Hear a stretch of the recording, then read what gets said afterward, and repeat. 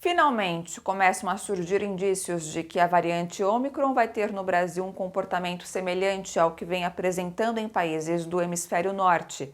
A força começa a cair depois de quase 2 meses. O comentário é do professor e ex-ministro Arthur Quioro.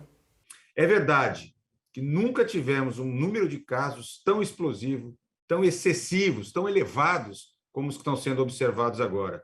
Vejam, no ápice da pandemia, em julho de 2021, nós tivemos uma semana em que foram registrados 539 mil casos.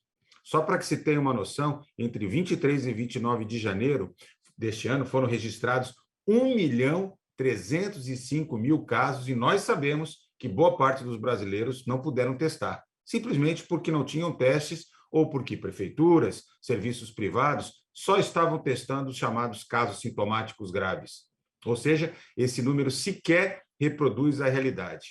Neste momento, começa a recrudescer, 952 mil casos na semana passada, um número elevadíssimo ainda, mas com tendência de diminuição em vários estados. A própria média móvel de casos e de óbitos começa finalmente a regredir. Isso, entretanto, não significa que a Covid já acabou. Não significa que daqui para frente dá para voltar a vida ao normal.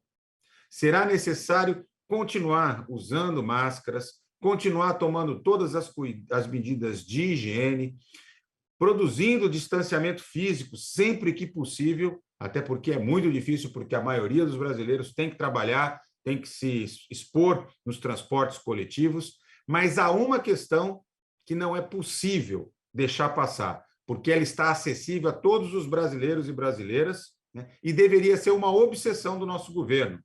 Infelizmente, não é. Trata-se da vacinação. Neste momento, 71,3% da população brasileira já tomou as 2 doses de vacina. Significa que 151 milhões e 869 mil brasileiros já estão protegidos contra a Covid.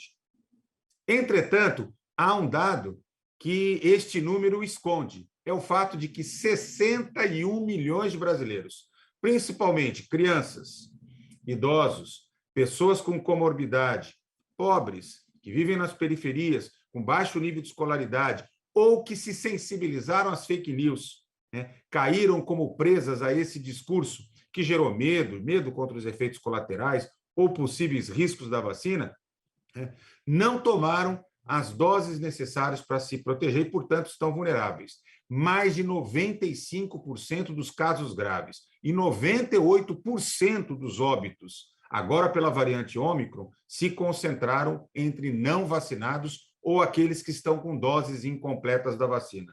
Por isso, é fundamental, como eu disse, tratar a questão da vacinação como uma obsessão, até porque, mais do que proteção individual, vacinar uma alta cobertura da população é uma maneira de fazer proteção coletiva.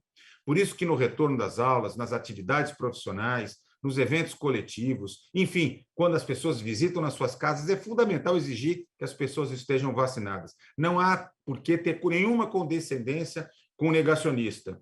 Mais do que nunca, é preciso mobilizar, informar, conscientizar as pessoas para que levem suas crianças, para que os idosos voltem aos postos de saúde para tomar a segunda dose de vacina. Nós ainda assim enfrentaremos um grave problema, que é o fato de que no mundo os países pobres, aqueles países com baixo acesso à renda e, portanto, também a vacinas, ainda têm baixíssima taxa de vacinação.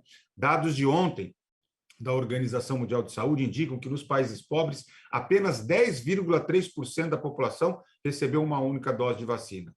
E é por isso que eu digo, com bastante convicção, de que mesmo que nós cheguemos a 90%, 95% de cobertura vacinal no Brasil e em outros países, nós ainda estamos bastante distantes, ainda assim nós não teremos proteção definitiva, porque enquanto o mundo continuar com essa situação de desigualdade, há margem para a variação do coronavírus e o surgimento, portanto, de novas variantes.